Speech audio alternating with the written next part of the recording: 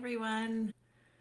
Today we are going to be talking about appreciation and specifically about the difference between appreciation and praise. So I'm very excited to talk with you about this today. If you are joining me live, let me know that you're here, and if you're catching the replay, hit me with a hashtag replay so I know that you were here and saw this awesome content. So it is common to want to praise good behavior, and it's something that we were probably all raised with, like good job or good girl or good boy. And I think there's a growing awareness that praise in that respect, particularly like good girl or good boy, can be really problematic. And I want to encourage you and sort of bring to your attention that we can use appreciation as a way of amplifying the kind of behaviors that we want to see without attaching a value to the behavior or to the child. So when you say good girl or good boy, you're basically telling your child that their value is attached to a behavior, that they are considered good if they clean up their toys or if they do what you ask them to do when you ask them to do it. And so we want to avoid that because we don't want to raise humans who feel that their value is attached to the things that they do in the world, right? Like we all have inherent value, and our value is not attached to how well we perform at work or how well we whatever it is, it's not attached to our behavior out in the world. Our value is inherent in our being. And so we want to raise our children with that belief as well. But we also, of course, want to do things to let our kids know when we like what they're doing. And we want to amplify the behaviors that we want to see by showing appreciation. So I want to start by talking about what this looks like in adult relationships, right? So let's use my marriage as an example. So in my marriage, my husband and I like to express appreciation to one another when we've done something helpful, for example. So if my husband goes out and gets the groceries, I will say out of genuine appreciation, thank you for going grocery shopping. I really appreciate that you did that. Or thank you for making dinner, or whatever it is, right?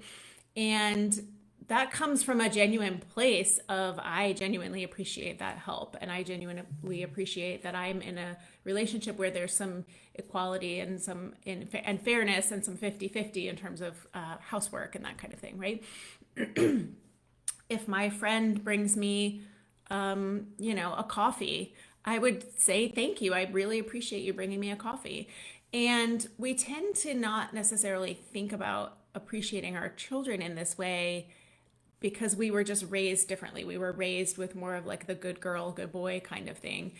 But the truth is, like, we can appreciate our child's behavior just as much as we might express appreciation to another adult. So, thank you for putting your plate in the sink. That's so helpful. Or thank you for wiping the counter. It really helps. Doesn't it feel good when the counters are clean? So this has kind of a twofold effect, which is really positive, which is that you get to express your appreciation, which lets your child know that you think they did a worthy thing or a valuable thing. And if you give them a reason, it also is planting the seed in them of why they might want to do that behavior again in the future. So, thank you for picking up your toys. Doesn't it feel nice to have a clean bedroom?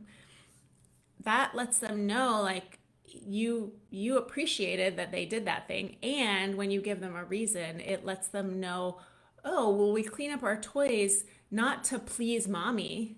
That's not why we clean up our toys. We clean up our toys because it feels good to have a clean room. We put our plate in the dishwasher or in the sink because it feels good to clean up our dishes after dinner. It feels good to have a clean kitchen. It feels good to have a clean kitchen table. We put on our shoes and get out the door quickly because it feels good to be on time. So, expressing appreciation is about good feelings. It's about helping your child feel good and proud, and also Not proud because they're pleasing you, but proud because they're doing something that feels good in the world. That being on time feels good, that having a clean room feels good, that being kind to your sister feels good.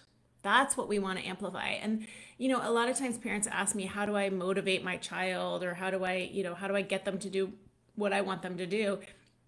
Showing them the value of the thing you're asking them to do, outside of whether it pleases you or not, but showing them the value of why you would do that thing in the first place is how you motivate them, because kids do want to feel good. They do want to feel the calm that you feel when your bedroom is clean, for example. They want to feel that way.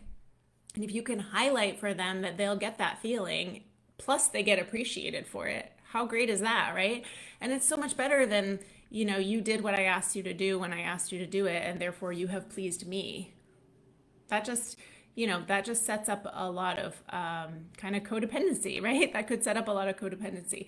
So using appreciation instead of praise, it's just a slight shift of focus too. It's just slightly shifting your focus toward genuine gratitude and appreciation for the thing they've done and for who they are, right? Like, you just genuinely appreciate, like, they are their own little selves, and we want to just shower them with genuine appreciation because that feels good and that strengthens relationships. So I find praise to be kind of bland and kind of, what's the word?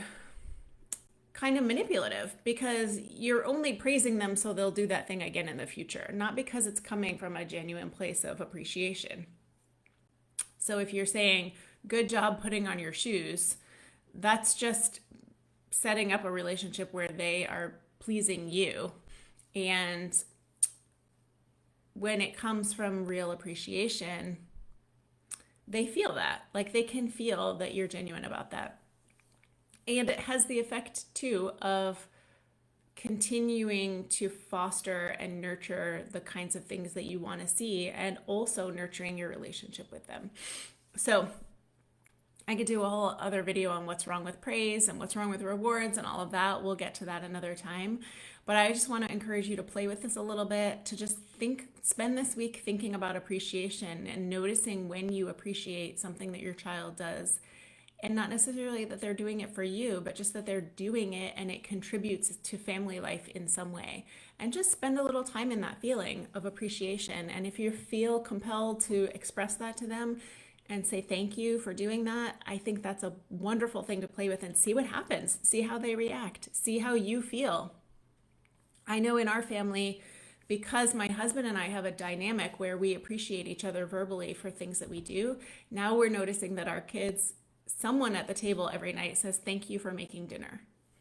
That's not because we trained them to say that, or because we are focused on manners or that kind of thing. That's just because we have a culture of appreciation and gratitude in our family. And that just comes from them naturally because they've seen us appreciate one another and they've seen us appreciate them. So if you want that kind of outcome down the line when your kids are a little bit older, this is a great time to start just amplifying your appreciation for them. And gratitude and appreciation is also something I work on with my one-on-one clients, helping them develop a practice of doing this on the day-to-day with their family and in family life. I hope this is helpful. Play with this week and let me know how it goes, and I'll see you next time.